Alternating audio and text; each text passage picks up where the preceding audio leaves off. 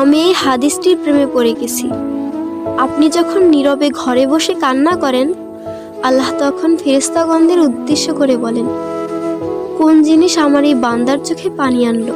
ফেরেশতাগণ বলেন, আপনার বান্দা সুখে নেই, আপনার বান্দা অনেক দিন হাসেনি।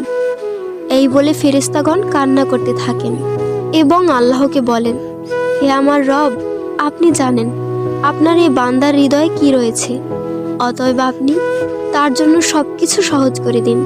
আল্লাহ বলেন, আমার এই বান্দা এমন কিছু জীবন থেকে হারিয়ে ফেলেছে যা সে অধিক ভালোবেসেছিল।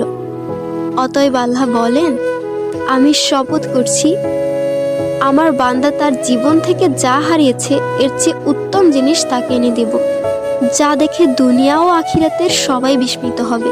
আলহামদুলিল্লাহ।